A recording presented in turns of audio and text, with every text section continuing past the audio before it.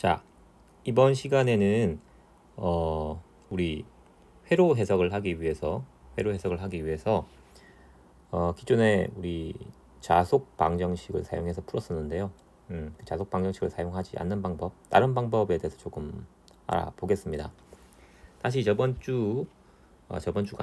시간 내용을 리뷰를 해 보자면 이런 회로를 풀었었습니다. 이렇게 된 회로였죠. 기자력 소스가 있고요. 여기가 철심을 대변하는 자기 릴럭턴스의 RC, 얘는 공극을 대변하는 RG. 이렇게 문제를 정의를 해놓고 맨 먼저 문제를 풀기 위해서 이 회로, 폐회로를 흐르는 자속을 가정을 합니다. 파이를 가정을 해놓고 여기다가 KVL을 적용했죠. 길이역배 전압 법칙. 이 폐회로 상에서 존재하는 각 요소라고 하면 릴럭턴스가 되던 전원이 되던 그 각 요소에 걸리는 전압의 합은 제로입니다 라고 하는 게 KVL이고요. 그래서 적용을 해보면 NI 마이너스 파이 RC 마이너스 파이 RG 이퀄 제로입니다 라고 하는 방정식을 얻죠. 이걸 다시 써보게 되면 이런 겁니다.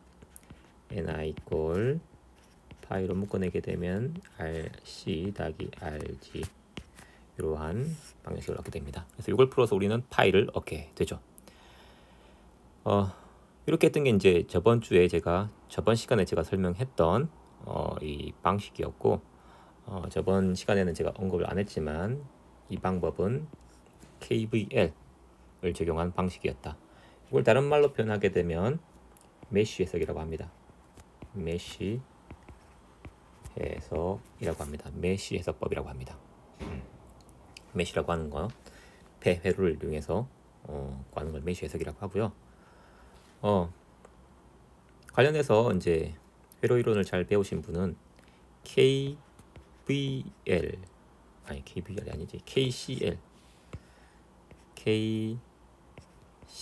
키리호프의 전류 법칙도 알고 있죠. KCL을 적용해서도 우리는 이제 문제를 풀 수가 있습니다. 어떻게 푸냐면요, 이건 KCL을 적용해서 푸는 방법을 우리는 노드 해석이라고 부릅니다. 노드 해석.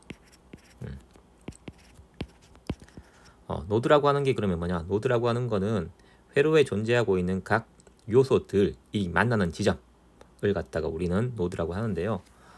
예를 들면 이 기자력 성분 하나하나가 이것도 하나의 요소일 것이고, 이것도 하나의 요소일 것이고, 이것도 하나의 요소란 말이에요. 그럼 요소가 만나는 지점, 여기하고 여기가 만나죠, 그죠? 여기가 노드입니다. 여기하고 여기가 만나죠. 여기가 노드입니다. 여기하고 여기가 만납니다. 여기가 노드입니다. 이렇게 노드를 정의하는 거예요. 이게 노드가 되고요. 노드 해석을 하려고 하면 노드의 번호를 일단 먹여야 됩니다. 저 같은 경우에는 0부터 시작해서 0, 1, 2 이런 식으로 매겨 볼게요. 그리고 노드 해석을 할 때 노드의 번호를 매겼으면 그 다음에 해야 될 게 노드 중에 하나를 기준점으로 삼는 거예요. 기준 전이가 필요합니다. 통상 그 기준점을 그라운드로 삼죠. 저는 여기를 갖다 그라운드로 삼아가지고 여기에 기준 전이를 0이다 라고 할게요. 지금 전이라고 제가 설명하지만 자기 회로에는 기자력이 제로가 되는 시점이 될 겁니다. 뷰로 U는 제로를 볼게요. U0는 제로가 될 것이고, 이 노드 1에서는 기자력이 U1이 될 것이고, 노드 2에는 기자력이 U2가 될 것이다. 이렇게 정의를 해놓고요. 이제 각 노드에서 이 그라운드를 제외한 기준점을 제외한 각 노드에서 이 KCL을 적용하는 거예요. KCL은 뭐냐면 한 노드가 있을 때 노드로 들어오는 전류와 나가는 전류의 합은 제로입니다 라는 뜻이거든요. 이제 노드를 우리가 정의를 했으니까 그 노드별로 KCL, 길이역배 전류 법칙을 적용을 해 볼 수 있는 것이죠. 자, 제가 그라운드를 제외하고 한다고 했습니다. 그래서 첫 번째 노드, 1번 노드에 대해서 제가 식을 써 보겠습니다. 자, 이쪽으로 나가는 전류, 그 다음 이쪽으로 나가는 전류가 아니라 정확하게는 자속입니다. 자속의 합은 0이다 라고 놔야 되는데, 이쪽으로 나가는 자속이 얼마인지를 모르겠다라고 하는 게 지금 이 문제를 푸는 데 있어서 일단 문제예요. 그래서 모르지만 일단 적어볼게요. 물음표 따기 이쪽으로 나가는 거는 U1에서 U2를 뺀 기자력 차이에 reluctance RC로 나눠주게 되면 되죠. 이게 제로입니다가 나눈 거예요. 1번에서는. 2번 노드에서는 어떻게 됩니까? 2번 노드에서는요, 이쪽으로 나가는 자속과 이쪽으로 나가는 자속은 제로입니다가 돼야 될 거 아니에요. 그래서 U2-U1을 RC로 나눈 거에다가 U2- 그라운드를 RG로 나눈 것은 제로입니다 라고 식을 세울 수가 있게 됩니다. 근데 문제는 1번식은 사용을 할 수가 없고요, 2번식은 사용을 할 수가 있게 되는 것이죠. 근데 결국은 이제 사용할 수 있는 식이 하나밖에 없다는 것인데, 문제는 문제에서 변수가 몇 개가 되냐면, 모르는 변수가 하나, 둘, 두 개가 있네요. 그죠? 식은 하나인데 변수가 두 개다. 못 풀죠. 그죠? 못 푸는 문제예요. 실제로 못 풉니까? 실제로 못 푸는 건 아니고요. 그래서 우리가 잘 생각을 해보게 되면 U1을 알 수가 있어요. U1은 그라운드에다가 기자력 NI라고 더한 거잖아요. 그죠? U1은 NI가 되는 거죠. U1을 NI로 이제 우리가 바꿔줄 수 있다는 거예요. U1을 NI. 그래도 그래봤자 얘는 못 쓰는 것이고, U1을 NI로 바꿔주게 되면 결국은 2번식은 사용할 수가 있는데, 2번식은 사용할 수가 있는 수식인데, 이 수식에서 변수는 U2 하나밖에 없죠. 그래서 문제를 풀 수 있게 되는 겁니다.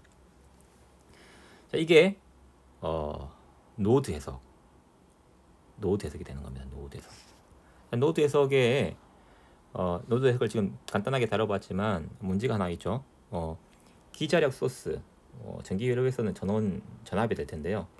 그 기자력 소스가 존재를 하게 되면 기자력 소스가 관여하는 노드, 기자력 소스가 지금 0번 그라운드하고 여기에 관여가 되잖아요. 이 관여된 노드에서 전압 방정식을 만들어내려고 하면, 전압 방정식이 아니지, 이 KCL 적용하려고 하면 적용이 잘 안 된다는 게 문제예요. 그리고 이런 것들을 잘 생각해 가지고 회로에 적용해 줘야지 문제가 푼다는 거죠. 사람이라고 하면 이 작업이 가능합니다. 인지를 할 수 있으니까. 근데 우리가 지금 궁극적으로 원하는 건 뭐냐면, 이런 회로를 컴퓨터의 힘으로 풀고 싶은 거예요. 이걸 컴퓨터로 자동화를 해서 알고리즘을 적용해서 문제를 풀고 싶은 것이거든요. 근데 이제 그걸 하려고 하니 왠지 자동화가 안 될 것 같다는 그런 기분이 드는 거죠. 이런 것도 안 되고 이런 걸 자동으로 찾아줘야 되고 하니까 굉장히 복잡할 것 같다, 이런 생각이 드는 겁니다. 그래서 노드 해석이 좀 할 수는 있을 것 같긴 한데 자동화는 조금 어려울 것 같네, 이런 생각이 드는 것이죠. 자, 그래서 이걸 이제 컴퓨터로 잘 풀기 위해서 이제 이 노드 해석을 갖다가 조금 변형시킨 방법이 나옵니다. 그 변형시킨 방법이 이름이 뭐냐면, modified 노드 혹은 노달 애널리시스,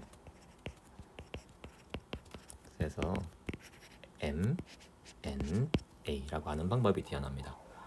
자, 다음 영상에서는 MNA 방법에 대해서 설명을 드리도록 하겠습니다.